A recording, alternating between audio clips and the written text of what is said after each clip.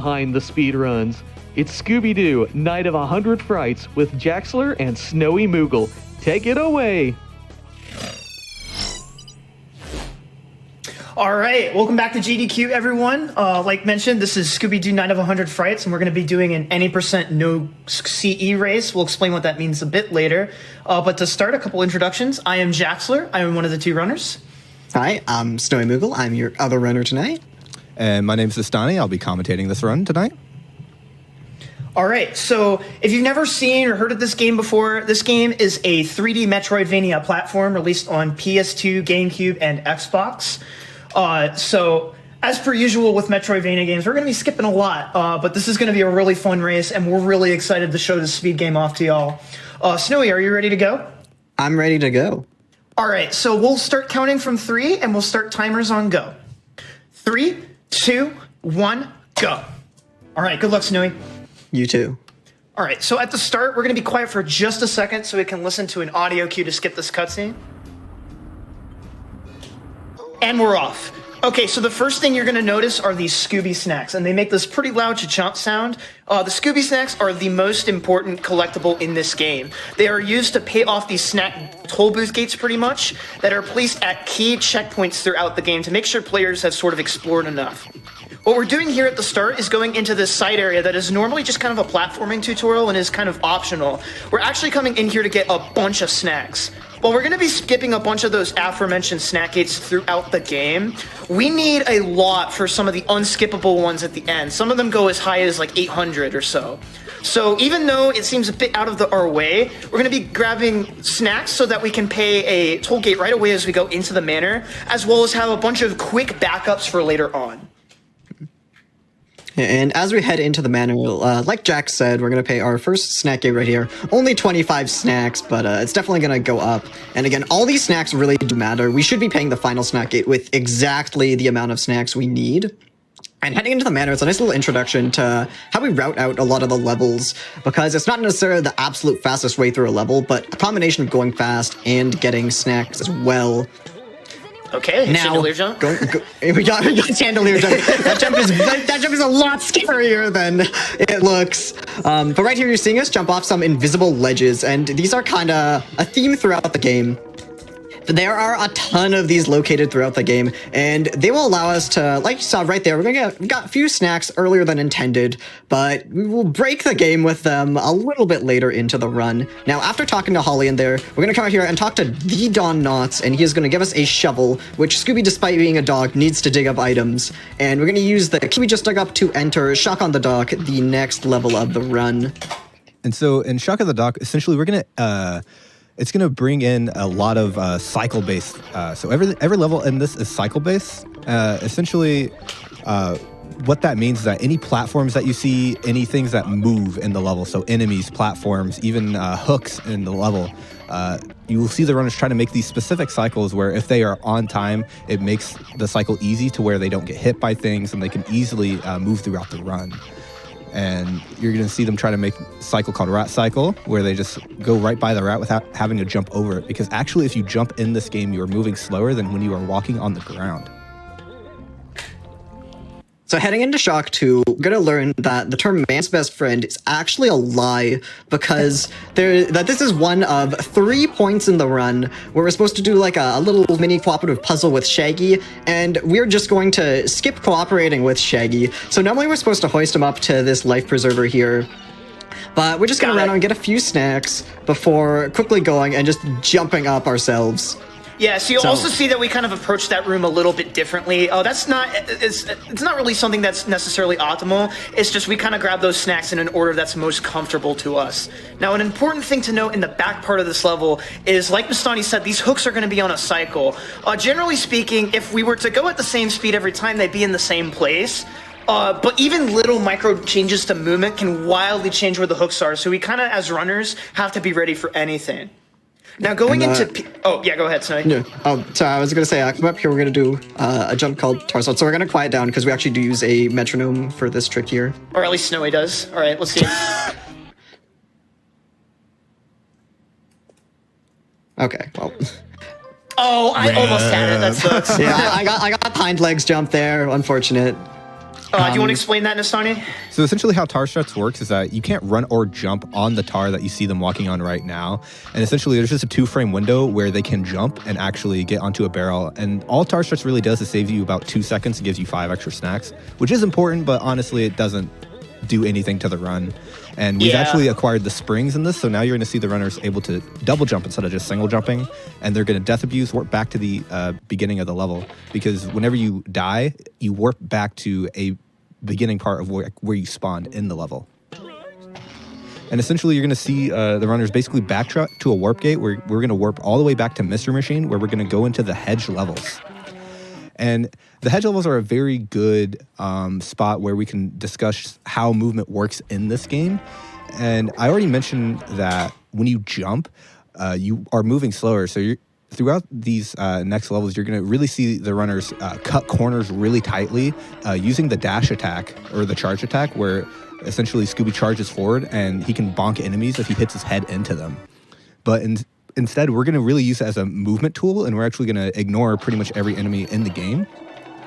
And we're just going to use that to slide around and move on over these corners. And on these platforms, you see the runners try to immediately jump off of the one that is moving backwards. That's because when you land on the platform, Scooby will actually travel with it with his momentum, meaning that if you are traveling with a platform, you will go faster, and if you're traveling against a platform, you will actually slow down to a stop, which is why they jump immediately off of it in order to get over it. And now in this next level, you're going to see you might see a trick called Deep Cycle. Essentially, they're going to jump on a highly inconsistent ledge, which may or may not, they might get it. And if they don't, they're just going to jump right back, as you saw Snowy just did. And you Not see quite, Jax but I backed it up. Yeah, it's really hard. Yeah, it's really an annoying trick, but honestly, again, it's one of those tricks that's it's about 2 seconds, so it's not the end of the world if you miss it. And we're going to skip part of this level by jumping on this bridge here, and just with 2 jumps, we're going to jump on an invisible ledge and then jump on top of this bridge to get some extra snacks, which we're not supposed to be up here to get these snacks until we get the plungers and we actually go up some sliding tar, which you will slide down if you don't have the plungers upgrade. But because we can just jump on invisible ledges throughout the game, you're going to see us skip a lot of parts in this game with literally just 2 jumps. And you're going to see that spread out throughout the run a whole lot. And Snowy, if you want to explain SCS coming up. Yeah, so coming up, we're going to do our first kind of big sequence break of the run, and it's called Skull Cliff Skip. So at this point in the game, at the end of the hedge maze, there's a power-up called the Football Helmet, and that's what we're trying to get right now. But going through the hedge maze levels as intended is very slow. But it turns out Hill 3, the level the helmet's in, connects to a bunch of later levels, and in those later levels is a shortcut back to the level we're in right now, Hedge 3. And we're just gonna clip through the gate a little earlier than intended, and you can do this at home. You literally just hold up left on the D-pad, and you will clip through this gate. Yeah, so I'm coming up on it right here, so you can see another example. And that takes us to Misbehave and Cause a Cave-In. So this is a level you would not be at until maybe another hour or 2 into a casual playthrough. But we're here right now, and we're going to go through all these later levels in the game backwards, because it turns out just going through them backwards is faster to get to the helmet, as opposed to going through the hedge maze levels as intended. It's funny because it is again, you're normally not supposed to be here for another hour or 2, and the time save is about 2 minutes. Yeah, in the rest of the hedge levels, there's even a really long auto-scroller that you would normally have to play through. It sucks. It's also another good excuse to skip Shaggy. That's kind of the theme of this run, is we skip Shaggy a lot. And in this level, it's just called Score Full. Essentially, nothing much happens in this run, in this level, except for the fact that you will see players trying to make specific platform cycles, and you will also notice that they're going to be doing a lot of leaps of faith, or seemingly leaps of faith, because the camera is so bad, because they're going through the levels backwards. And this would also be a good time just to do some donation reads if you have them. Yeah, I probably got 4 or 5 worth. I have 80 billion of them. Oh, they have backed up. Oh boy. So, I'll just read them and you yell at me to shut up when it's time for me to shut up. Gotcha. Cool. Connie Hart sends $50 and says, "Hey Moogle, I'm glad all your hard work paid off in managing to get into GDQ. All of us in the Vancouver anime fighting game community are proud of you. Hope your run goes great, and I hope to play you in fighting games again soon. Love, Connie. Less than 3." Thank you, Connie. And let's see here. We have Corundum Core says, "Hey Jaxler, Ruby again. Much love from the whole Speedruns Rochester family. Good luck to both you and SnowyMoogle on what's sure to be an awesome race." And they sent $25. Oh, thank you, Ruby. Oh, we got time for one more? All right. Armless Kirby, so I guess just a ball, sends $20 and says, "What's poppin', Schmoogle? Win this race like you won those Koihime matches with Ryofu 5C. You got this." Oh my god. And so now as we go into Skull 3, you're actually going to see both runners do something different. So you saw Snowy go up the backside of this level to get some extra snacks, and Jax is actually going to run right through it. This is because you can alter your snack routing to your personal preference and choose and pick and choose which snacks you want to prioritize and get throughout the run. And so that's the most obvious snack routing change that you will see throughout the run. And because you'll see maybe one or two snacks being a bit different that they're going to go for, but that one's definitely the most egregious and obvious. Yeah, and it's also important to consider that even though, it's a race and one of us might be visually ahead, because of the way that snack counts end up working, it will definitely, it's not like the gap between us right now isn't as it seems, if it's that makes literally sense. negligible, at best. Yeah. And coming in here in Skull 1, we're going to do what would look like a pretty scary ledge jump. And we're going to basically skip a platform cycle by just a little invisible ledge on the wall. Hopefully I get it. Okay, there we go. I got it. You can just jump off the wall. Right. And I'm about Do to that this attempt time. it. And Yeah, then we'll he's see. just going to ladder up this thing at the end, too, Yeah. which is pretty cool. We're not supposed to... But they're just course I boxes missed being that. fine. Classic. And, That's the Jaxler. And as we mentioned earlier, we're now Almost here missed at twice. the end of the hedge maze, where we're going to get our next power-up. We're good. This time, do I want to explain Boulder Yeah. Cycle? So essentially, we're going to try to make another cycle known as Boulder Cycle, where you're going to see Snowy basically try to beat this boulder to a little nook on the side of the road where he's just going to watch the boulder pass and then go up instead of having to actually jump over the boulder, which he's not going to make now, LMAO. This game is mean sometimes. Let me see if I can try and show it off. Ideally, you want to get in that nook that you saw and not have to jump over the boulder, which does slow you down and throw off the rest of the cycle. As you see, you're going to see when they approach these monsters, I'm they're gonna going to hit be it. in different spots since Nice. Jax got it. Yeah, there we go. So And you can get a essentially, charge we're right going to there. get the helmet upgrade, and then we're going to move on to our first really big skip of the game, Galosha Skip. Yeah. So after we get the helmet, we're supposed to go through the manor and do a whole bunch of levels and defeat the Black Knight, which will give us the Galoshius power-up, which is what we're supposed to have to enter the Fishy Clues levels. But the only thing blocking us from entering the Fishy Clues levels is an invisible wall that really should have been made to be a little bit higher. And as a result, we can just jump off this barrel and skip a quarter of the game like that. Smiley face 2 jumps, by the way. Just like 2 that. jumps. Yep. That's why we start explaining it 20 seconds earlier. Yeah, so do you want to go into Fishy? Yeah, Sonny? so in Fishy, you're going to see these treadmills. This is what I was mentioning about momentum before, as when he travels with this treadmill, he's going to go faster, and then once he lands on the treadmill going backwards, he's going to try to jump off of it immediately to maintain his momentum throughout the air. And this is highly considered by many runners to be the hardest level in the game due to how tight these windows are and how the momentum changes that you go through in this level are so harsh. Yeah. And if you're really fast, you can actually get by that flying fish at the end there, but I was just a little too slow. Still good, though. Yeah. Fishy 2 is a really interesting level because it's kind of an auto-scroller. Which would normally be not too interesting in a speedrun, but because of the way snacks work, it actually means we have to really try and go fast throughout this level.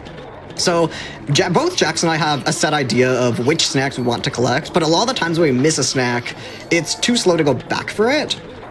So normally we're going to check our snack counts at certain times in the run to just see how well we're doing on snacks and see maybe if we need to either collect more or maybe skip some we'd normally get. And so Fishy 2 is basically all about trying to get as many snacks as possible while still making some pretty generous cycles. Didn't get that one. That's fine. Yeah. This level, even though, again, it's an auto-scroller, it's really tricky.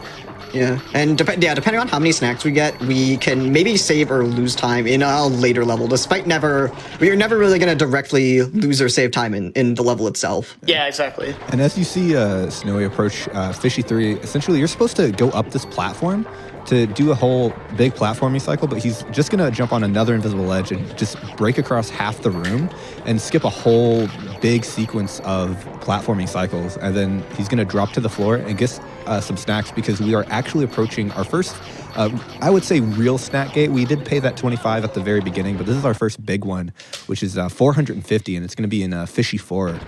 And pretty much every runner that runs this game has a set snack count that they want, and most of the time they do check it here. And we can also go to some more donation reads right now.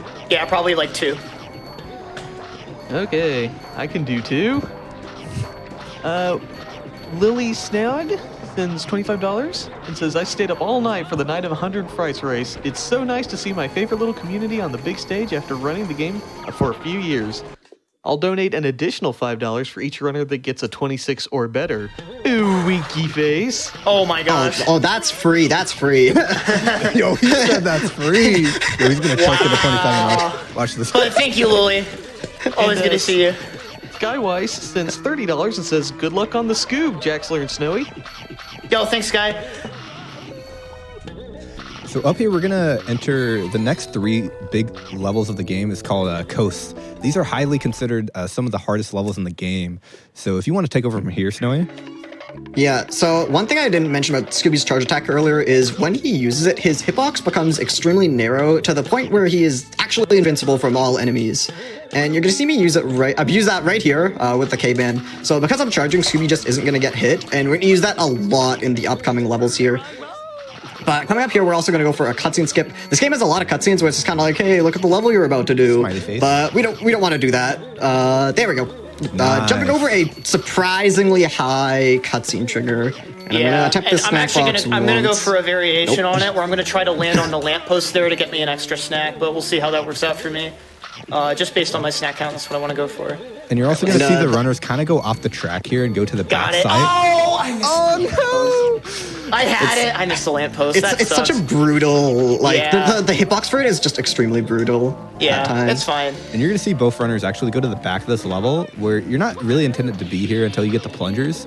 But honestly, like, you can just see those platforms in the back where you can just jump on them for free. And it's actually, like, pretty neat to just get a couple extra snacks earlier. Because Yeah, it saves so much time on snack routing. Yeah. Two And jumps, baby. up next, you're going to see Snowy get to it first, where we're going to do something known as Zero Cycle. And this is really going to show off the showcase of how we get around enemies with Scooby's hitbox in his charge animation. Oh no! Oh, did you? Oh, no. Oh no! Wait, what happened? Okay, so there's a thing in this game that I believe it's on January 9th, which I don't think what my clock is set to right now, where certain particle effects will happen when you collect a stack. That's incredible timing, because it wasn't doing that before. That's hilarious. No, it wasn't. I've been doing like practice earlier today. That's hilarious. Anyway, I hit Zero Cycle, so I'm cool. So both of them but hit we're Zero coming- Cycle, where basically Scooby's charge attack, just real quick, it's just his head, so as long as you aim your head away from enemies, you won't hit them. And you're going to see Snowy actually get damaged intentionally by a flying fish up here, and he's just going to become Great Dane Jesus and just walk across the water like a super alpha gamer. I wouldn't phrase it like that, but you know, it's a really cool strat. And again, like, this is one of those things where, you know, like, we don't need to go back here technically, but we need the snacks really bad because, spoiler warning, we're going to be spoiling a ton of the game, especially as we get into, end game rather. Yeah. But I hit the good cycle on coast boats, so I'm heading into essentially they're going to Lighthouse. say their second to final snack gate, which is a 500 gate, and now you're going to see the runners you would seem to be over collecting. Oh my god. Snowy, what That's did you so do? egregious. No, it's just the like so effects. hard. They're so big. But Wait, what happened? now you're gonna see the It's runners the are, flower and heart effect. Oh, okay. the runners are like at like 400, 500 snacks, which now they just need to build up and get a bunch of snacks in order to pay the last gate, which is 850 snacks. So it might have seemed that we were over collecting and collecting a bunch of snacks that we didn't need, but actually we do need them because of how harsh these snack gates are. And up here in Lighthouse 1, you're going to see more of the same in Coast 2, where we're going to just juke around these enemies. And yeah, probably the most up. egregious example. Yeah, and move up to the top, where we're going to get the final upgrade that we need to actually beat the game and beat Mastermind, the Smash Power Board. It's basically just a ground pound. And, this is the worst level for it. And there's also You can do a it, Snowy, ton I'm of bleeding you. snacks in this level, which you could definitely see on Snowy's screen with this. Yeah, so funny. this was actually happening to me when I was warming up, so I actually had to go onto my Wii's internal clock and change the date. That's really unfortunate, Yeah. so because it wasn't happening to you earlier, so... I was it like, must- I'm on West Coast. I'm not on East Lake Jax. I'm Oh, probably yeah, fine. that's right! Oh, no, I'm so sorry. And also, we can squeeze in another 1 or 2 donation reads here before we reach the Yeah, gauntlet while that we is the collect end while we game. collect ourselves. All right. Let's see. Lord Tet sends $20 and says, "What's up, Jaxler? Hope this gets to you in your run. Miss you, man. Good luck and have fun." Holy cow, thanks, homie. That was my roommate in college. Meggie sends $20 and says, "Hello, Snowy. Much love from your homies in Vancouver AFGC, the most toxic scene. Good luck on the run. Love you, man. That is Koihime true. moment. Put this towards runner's choice." All right, so up here, we're actually going to reach the real big gauntlet of the game, where you're going to see 2 tricks that are considered the hardest tricks in the game. They're called RBS and GGS, which RBS just stands for Redbeard Skip, where we skip the Redbeard boss fight and a bunch of the ship levels and the wreck levels in the game. And then also we're going to skip the Green Ghost boss fight, which GGS stands for, which normally we need the upgrades from these bosses to progress. So up here in the RBS room, which we will see first, is, when you beat the Redbeard, you need his gum in order to get to the basement levels, in order to get a soap upgrade, in order to have bats spawn in this really tall chamber where you freeze the bats in the air, jump off of them, and then get all the way up to the top of this really tall chasm. But essentially what we're going to do is we're going to jump off of 2 invisible ledges magically, and we're going to get to the top of it, skipping about 50% of the game. And then we're also going to do the same in GGS, where we normally need an umbrella to get to the top of the GGS room, but by killing Gringos. But instead of doing that, we're just going to jump on, again, 2 ledges and make it to the top of the room, jump across a bat, and then make it to the end. So right here, you're going to see Snowy skip Shaggy completely and just jump on another invisible ledge and get a key so we don't use Shaggy at all in the run. And now he's going to attempt RBS. This is the room I was talking about. And he gets a first try. Nice, nice. And now he's going to attempt GGS. This is the second one that I was talking about. And Interesting. essentially, Okay. another It's like a thing to weird note death. about these jumps is that they're very, very precise. So this is definitely a big spot where you can lose a lot of time if you don't nail the tricks. But luckily, Snowy's just fragging out right now. And he's going to basically, now that he's in the final level, this is the level right before we're going to pay the 850 snack gate. So you're going to see him. Oh my god. No. Ooh, died to the electricity. And now we're actually getting pretty close. And I got first try RBS. They're This could be both at close. Let's see. GGS. All right, here we go. Let's see if I can get half This that. is really close now. And now in this room, again, you're going to see the runners basically Come on. collect the last snacks that they need for the 850 snack gate in the level Okay. after this. And as you saw, if you touch the electricity, you will die and you have to do the GGS trick again. So you can see how this room in particular is a very big run killer, hence why we have a category split actually, where we have a no GGS route for beginner runners to start running on, because this room can be very brutal to deal with without the umbrella. And up here, you're going to see Snowy do what's known as Lido Skip, where he's going to ladder himself off of 2 invisible ledges to make his way up to the 850 snack gate. As you can see, he has his 850 snacks, and he's just going to jump into this, pay it, and he's going to be off to doing the last 2 skips in the run that we're going to attempt. Yeah, so right here, we're gonna, for the final time in the run, we are going to skip Shaggy. He has unfortunately found himself above a shark-infested pool. Good Lido Skip. And normally was supposed to like swing off his legs and hit the buttons. Unfortunately for him, we can clip through the door in the back. So Yeah, huge shout out to Sam for finding that skit. yeah, this was actually found not even a year ago. Yeah. This is one of the most like recent discoveries. Right? People- and Smiley. but Shaggy, as you'll see here, right after we skip this last cutscene, Shaggy was able to save himself. He is completely fine. Yeah, he didn't need us. He's a strong, independent man, dude. He's got it. I don't know All right. why I Hold went on through just this. a second. I'm know why going you for did that either. I'm going for the short room skip. Nerves. Okay, I got a first try. Never mind. Okay. And so it may Never seem mind, I got that it for Snowy is actually a little bit ahead of Jaxler, but the funnest part about this run, as you will see, is that at the end of it is the only true form of RNG that we have in this run, where Mastermind essentially, once you defeat 2 minion waves, as you're going to see Snowy do so here, and hit some buttons to advance the fight forward, Mastermind will spawn in the room, and we're supposed to hit him into the electricity that you see on those buttons there.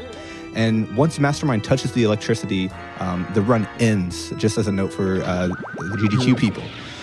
That's when time stops. And this is the only true point of RNG because Mastermind spawns are random. So he could spawn in the back of the room, meaning that we could have right down to the wire depending on how far away Mastermind spawns versus how close he spawns. Yeah. Also, one thing to note, I never knew the flower effect happened with food as well. Wait, it happens with food? Because I've never run with it before. Yeah. I forgot that was I am so proud of you for toughing that out. I'm not gonna lie. All right, Oh, I'm you going got into a the last nasty phase. Mastermind spawn. All right. Okay, and right when the electricity appears, it should be time. The time's gonna stop for Snowy, And right? Now. Time. All right, GG, Snowy. I'm coming up on time relatively soon, so Yeah. get ready for me. Jax's I time just is got. also Oh about to my start? gosh! Oh I my got. god, perfect. I got the goated spawn. So One if I hit. didn't take that weird death, all right, get ready on time, and posture. time. Okay. The electricity was really waiting on him. Yeah. He was like, is we gonna hit him? We gonna zap him? Yeah, I don't know what was happening there, but yeah, that would have been really close if I didn't take that unfortunate death on the zombie there. But GG, Snowy, that was a lot of fun. Dude, that was like, That was really that was close. definitely like, no, like that I died in death an was the electricity last room, one. and it's like, Oh. okay, like, oh my. no. Yeah. That's always the scariest part, is you get GGS, you get a good run, and then you could just die right there. But yeah, that was Scooby-Doo Night of 100 Frights, any % no CE or creepy early. We kind of forgot to mention that, but don't worry about Yeah. it. Anywho, don't worry about it. It's just a trick, you know. So at this point, we're gonna start moving into shoutouts real quick. We're gonna try to keep this quick, but I'll just start by saying, if you enjoyed the run, consider following us on Twitch. My Twitch is Jaxler1, Snowy's is SnowyMoogle, and Nastani's is just Nestani. So go ahead and check us out, and if you want to as well, follow the Scooby-Doo Night of 100 Frights directory on Twitch. You can actually follow game directories now, and there's a lot of people speedrunning this game currently. We have a really active community, and that would be a really good way to find even more Scooby runners outside of just us. Snowy, if you want to go ahead on plugs. Just huge thank you to GDQ for just allowing us to run this, especially as a race. I'm just like, we're just so happy to be able to show off this game and how great of a speedrun it is. Also, just like shout out to the Scooby community in general. They've just been like so warm and welcoming when I've like I'm one of the relatively newer members of it, and just have been so nice. I was just like, shout out to everyone just like at home that's been like watching and supporting. It's just like it's just unreal the amount of support. Yeah, I echo the sentiment too. Like I've gotten today. It's just amazing.